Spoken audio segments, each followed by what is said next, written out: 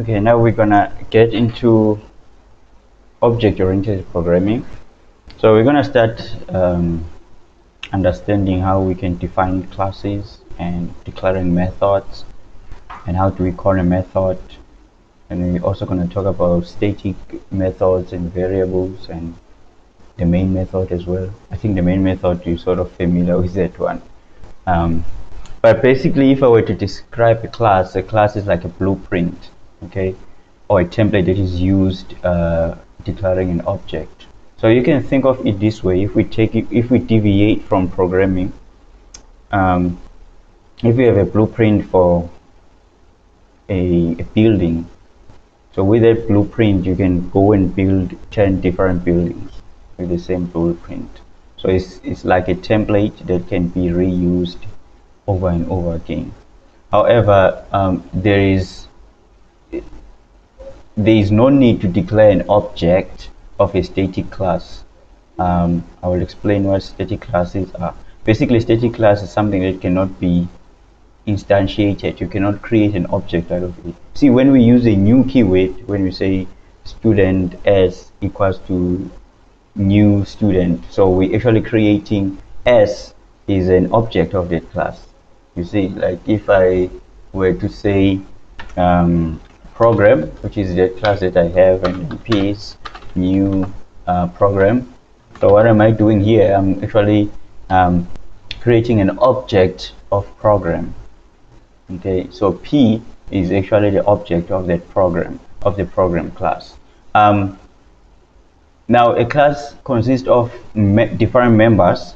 Right? What do I mean by members? Like variables, functions. Functions is actually methods as well. You can call it methods. Properties. Properties I think we've already done. Like when I said those were properties.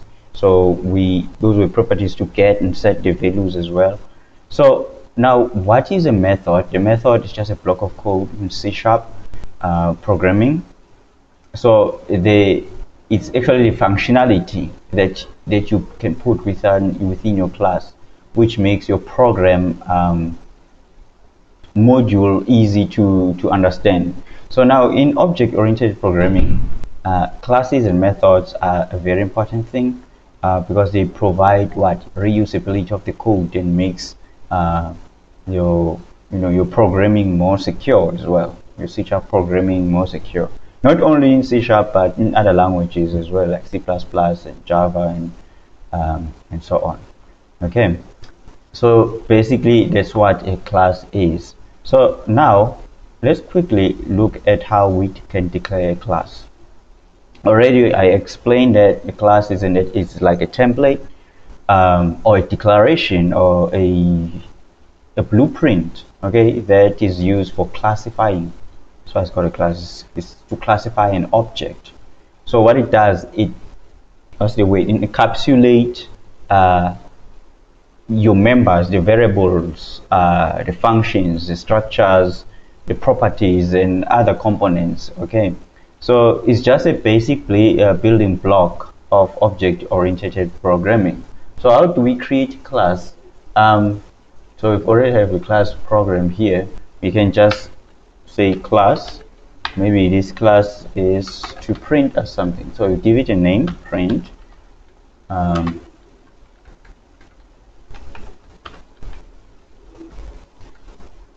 That's how we can declare a class. Okay, maybe I did not type that in a nice way.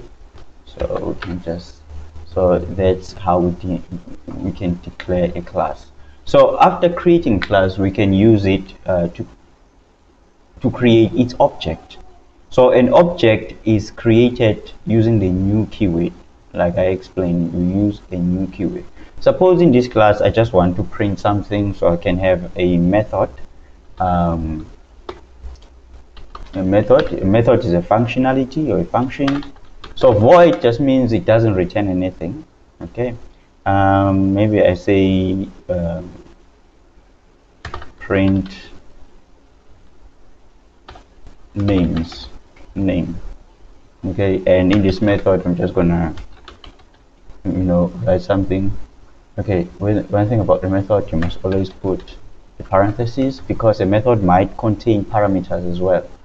So console.writeLine, and we can just say my name is John. Okay, so that's what we want this method to do for us. So now, to use the members of the class, you need to create an object of the class.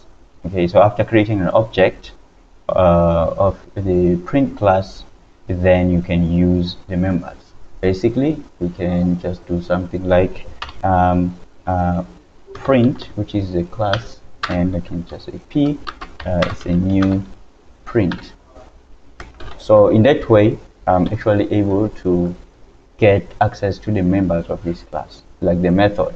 So I can just say p dot print name, which is the method of the class. So what if that method also was expecting a value? So if we compile this, then we can just see this, that my name is John, which is printed in that method. But what if it was taking a value like string name? Okay, so here we don't really need to pass the name, we can just pass it there. So we can just say name. Actually, I need to say plus name. Okay, and then here we can just pass John, because now that method is expecting a parameter. See, it's expecting a value for that's going to be stored on the parameter name. So if we compile this, then we still get my name is John. Okay, so let's do another example. Maybe in this class we can actually say we can pass, let's pass a field. So we can just say public string name. Okay, I'll explain what this public means a little bit later on. So we have public string name, and then here we can have this method print name, and maybe here we can just say something like console write, and we can just say enter your name, enter your name, enter your name. Okay, maybe we can even have like a tab space just to enter the name there. Okay, so now we're going to take that field name equals to whatever name that is being entered on the console.read key. We don't need to convert that because it's already a string. Whenever we type something, it's a string. So now here, then we can just say, we can just call that print class. It doesn't take any param. Okay, I need to remove the parameter. This parameter. See, already there is giving me an error because it has a parameter. So I can remove this parameter like this, and that should be fine. All right. So now it's going to ask me to enter my name, and enter my name, and so that name. Okay, now let's print back the name. So we can always have a third method, another method, or let's have another class actually, so that you can see. So this one is we call it print. I'm just going to call it display or something. So I'm going to have another class called display. Display. Okay, so on display we're just gonna let me see. So we need to create an object of the class first. So we need to create an object of the class first of print, because we want to get access to the methods in the print class. So we can just say print, and I can just say PR or something, or PT. It's a new print, and then in print, then we can just say we want PT dot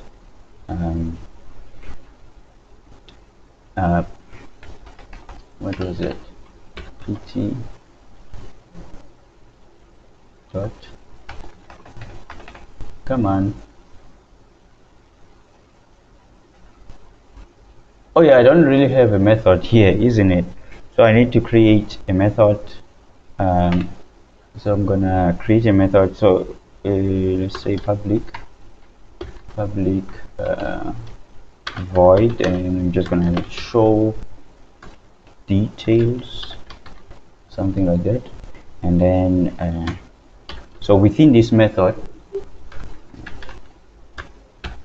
then we can create an object of the other class, so that we can get access to the class of the print name, like the print name and the name.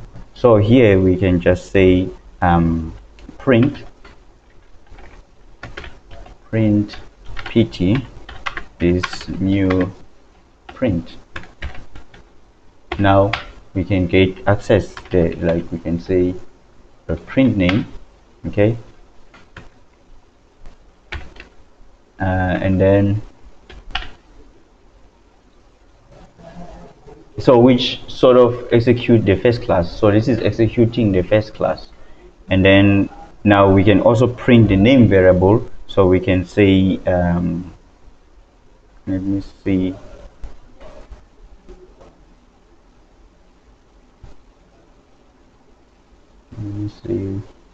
just want to see. So here we accepting, right, we accepting a value, and then which is fine, and then here we showing the details, and that's fine. Okay, so now let's go ahead and say console dot write line, and we can just say welcome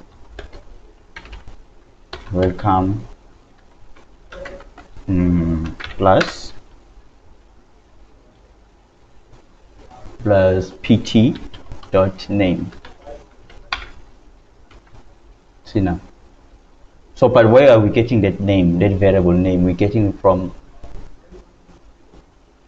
print. We're getting it from print because we created an object of print, which is, we call it pt. You can call it an object anything. So this is called instantiation as well, okay, when you create an object of a class. All right, so this is good. Now when we go to the main program, so this we first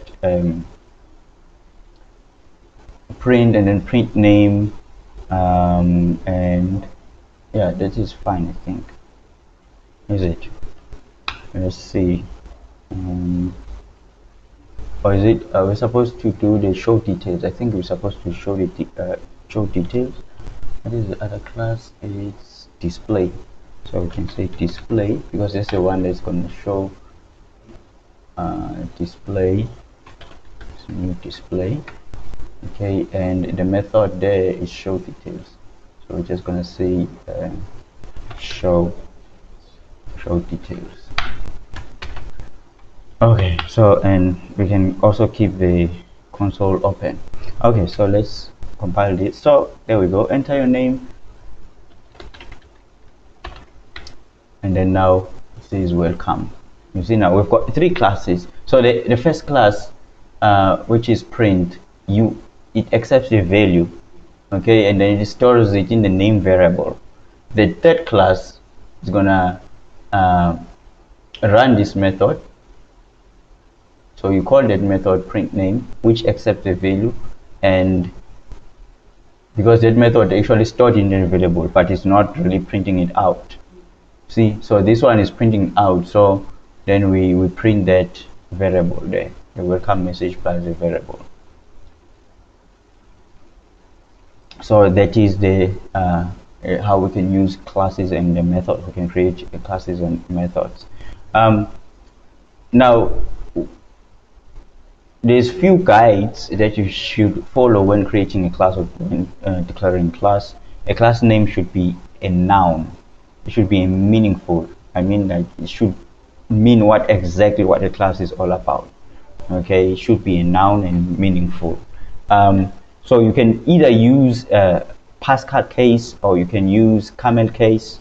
um, so in camel case the first letter is small, okay, and then something like so here is actually a camel case, although I did like a start with a lower uppercase first, but a camel case will look something like this.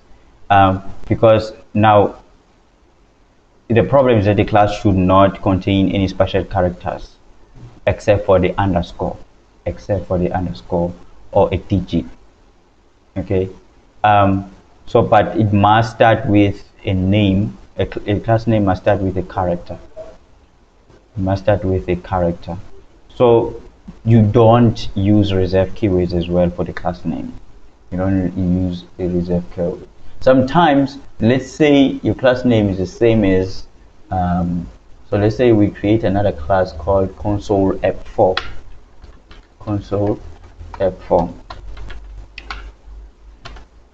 which is the namespace or the name of my project, console app4, right?